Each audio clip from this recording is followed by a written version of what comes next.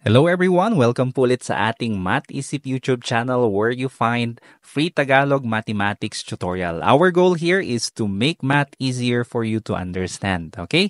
At kung hindi nyo pa po napapanood yung mga previous videos namin, you can always go back to our playlist. At sa mga hindi pa po nakakapag-subscribe, I encourage you to click the subscribe button para lagi po kayong updated sa mga susunod pa nating videos. And for our fellow teachers, thank you very much for always supporting our program. At kung gusto nyo pong mag-avail ng ating mga PowerPoint products, ito po ay nakakatulong sa atin, less preparation time, at you can always tailor this according to your needs because these are all editable. I-check nyo lang po yung link sa description or sa top comment po natin. Okay, so without further ado, let's now proceed with our lesson, Order of Operations with Integers. Our learning objective for today is to simplify numerical expressions involving integers using the order of operations or yung tinatawag po nating GEMDAS. Okay, so to start with, let's proceed with this expression. Okay, so paano po natin isi-simplify ito? Alright, there are two ways. First, we may think that, siguro, we can just do it from left to right. So, unahin natin si addition. 5 plus 3 is 8. Saka natin i-multiply kay 2. Therefore, we will get 16. Pwede rin na ang sasabihin natin is, favorite ko yung multiplication. So, unahin ko muna itong multiplication. We can have 3 times 2 muna, which is 6, and then i-plus natin or i-add natin kay 5. Therefore, our answer will be 11. So, magkaiba po yung ating sagot if we do a different approach. The question is, what would be the answer? Ano pa ang susundin natin dito? And paano kapag mas mahaba na po yung expression na isi-simplify natin? Halimbawa ito, there are now combinations of different operations, and as you can see, meron na rin pong parentheses at meron na rin po tayong raised to 2 dito or yung exponents. So how are we going to approach this? Ito po yung pag-aaralan natin today. There is what we call an order. At yung order na yon, ang tawag po natin doon ay GEMDAS rule. Okay, ano po ba itong GEMDAS na ito? Well, GEMDAS is just an abbreviation, and this is a way for us to order yung operation kung ano po yung uunahin nating i-ooperate. So G here stands for grouping. Dito na po yung paggamit natin ng parentheses, bracket, or braces. Lahat po ito, this is a way for us to group or to separate po yung operation or yung mga integers natin. Ito po lagi ang priority. Kung may groupings po muna ang i-operate natin. Next one is exponent. Ito po yung second. So if we have here a number raised to a number or n raised to 2 or raised to 3 or basta meron po kayong nakitang exponents, yun po ang pangalawang priority. Next one is multiplication followed by division, followed by addition, and subtraction. Kaya po ito tinawag na GEMDAS. Pero, you have to consider yung multiplication and division po natin ay pwedeng interchangeable. Ibig sabihin, pwede pong mauna muna si division before multiplication. Depende po kung ano yung nasa left at kung ano yung nasa right. So, from left to right po tayo. Ganon din po sa addition and subtraction. These are interchangeable. Okay? So, instead of saying GEMDAS, pwede rin actually nating sabihin yung arrangement niya in a different way. Okay? Kailangan ko pong i-emphasize ito kasi minsan ito yung common mistakes natin. No? Nag-stick lang tayo sa GEMDAS pero pwede rin po na ang arrangement niya is ganito. Nauna si division kaysa kay multiplication. So, we can actually call this GEDMAS. Pwede rin pong GEMDISA or nauna muna yung subtraction kaysa sa addition. Okay? Or ganito. Okay? So, I have to emphasize na hindi lang po siya GEMDAS. Pwede pong mauna yung multiplication kay division or interchangeable. Ganun din po sa addition and subtraction. Okay, to further understand this, let's have an example.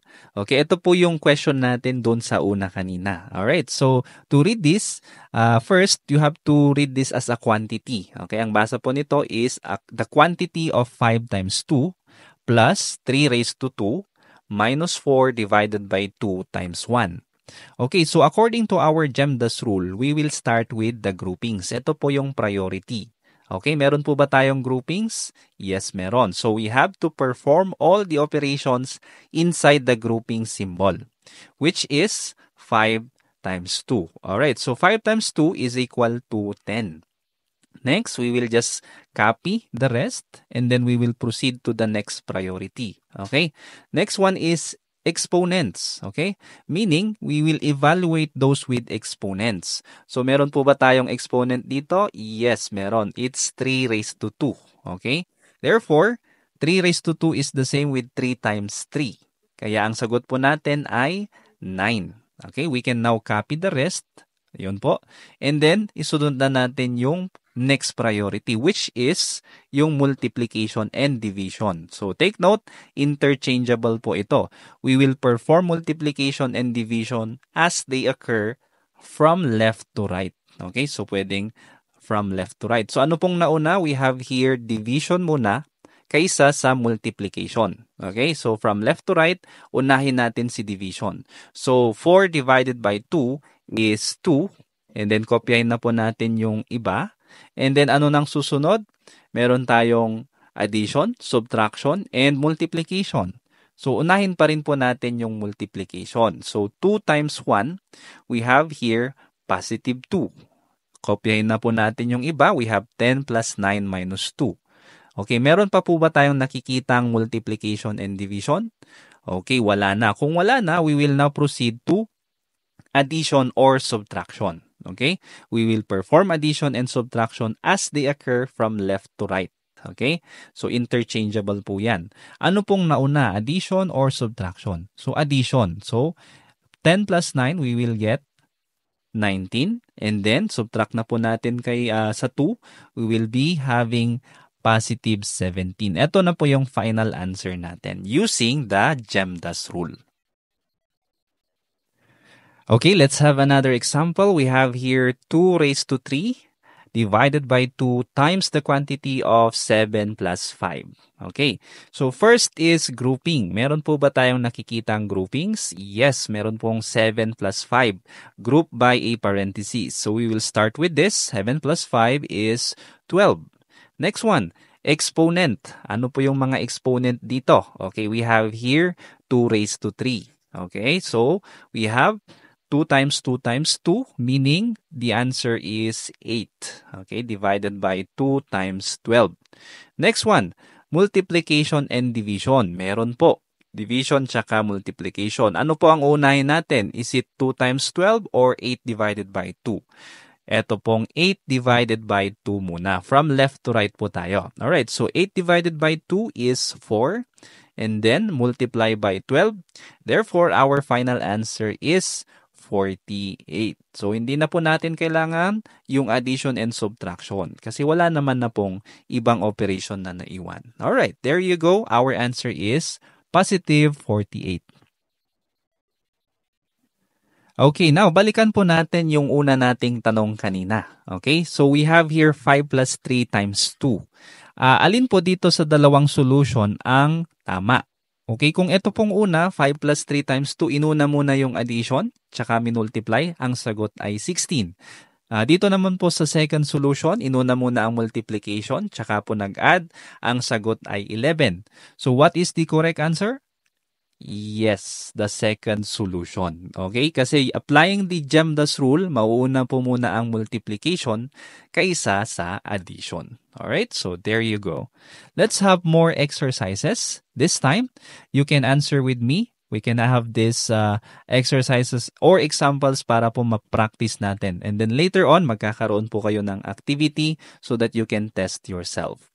Alright, number 1, we have here 8 plus 3 times 4 divided by 4. Okay, applying the GEMDAS rule, meron po ba tayong nakikitang grouping? Wala. May exponents po ba? Wala. Okay, now let's proceed to multiplication and division. Meron po bang multiplication or division? Yes, meron. Ano pong nauna? Multiplication. So, 3 times 4 po muna tayo. Therefore, the answer is 12. Then, copy the rest. Anong susunod?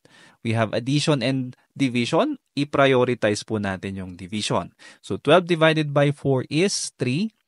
And then copy the 8. 8 plus 3. Therefore, the final answer is 11. Okay. Next one, number 2. Again, you can always pause this first. Pwede nyong gawin actually. And then you can go back, you can play, and then tignan yung tamang sagot. Okay, so let's have here 2 plus 4. The quantity of 2 plus 4 times 3 minus 8 divided by 2. Okay, GEMDAS rule. Grouping po muna. Meron po bang grouping? Yes, meron. So, 2 plus 4 is 6. Next, anong susunod? Exponent. May exponent po ba? Wala. How about multiplication? Meron. So, we have 6 times 3. The answer is 18. Next, meron pa bang multiplication and division? Meron pa pong isang naiwan dito. It's 8 divided by 2. So, unahin po muna natin tong 8 divided by 2 before tayo mag-subtract. Therefore, 8 divided by 2 is 4. I-subtract na po natin from 18. 18 minus 4 is now 14. Okay, yun po yung sagot dito. Okay, let's move on to the next numbers. Okay, number 3, we have here 12 divided by 2 raised to 2 or 2 squared plus 1 times the quantity 3 minus 1. Okay, GEMDAS rule, grouping po muna. 3 minus 1 is 2. Second is exponent. So, kopyahin lang po muna natin. Exponent, we have here 2 raised to 2. The answer is 4. Followed by, ano pong susunod? We have division, we have multiplication, and we have addition. So, unahin po natin yung division. So, 12 divided by 4 is 3. Next, are we now going to add it by 1? Hindi po. Kasi magmumultiply muna. 1 times 2. Kaya po naging 2 ito. Okay, and then naiwan na po yung addition. Yun na po yung last na part, which is 3 plus 2. The answer is 5. Okay, let's have number 4. We have here the quantity of 1 plus 3 squared divided by 4 minus 3. So if you notice, meron po tayong grouping at meron din po tayong exponent. Okay, ang base po ng ating exponent is yung mismong group. So, anong unahin? Of course, yung grouping muna. 1 plus 3 is positive 4. And then, kopyahin lang po natin yung iba. So, ano nang next natin dito? We have here 4 raised to 2 exponent. So, we have 4 times 4, 16. Divided by 4 minus 3. So, anong unahin natin? Division or subtraction? It should be division first. Minus 3, kaya ang sagot natin ay positive 1. Okay, I believe you are now ready to test yourself. This is now the activity. Pwede nyo po itong i-pause muna and then try to answer this in a paper. All you have to do is to follow the order of operations or yung GEMDAS po natin to simplify the following expressions. Okay, there are 5 items here. Take your time po at pagtapos na kayong magsagot, you can always go back to this video to check your final answer. Papakita ko po yung final answer mamaya. God bless po sa pagsagot.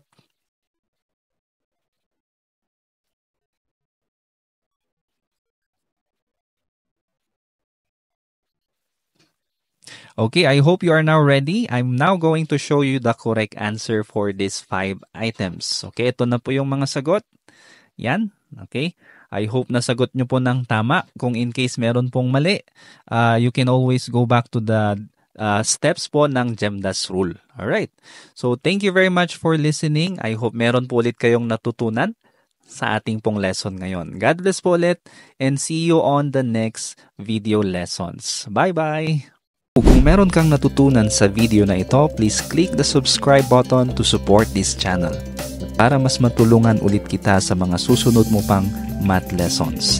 Lagi mong tatandaan, ang math ay para sa lahat. At ako si Teacher Van, nagsasabing dito sa Math Isip, lamang ang nag-iisip. God bless and see you on the next video. Bye-bye!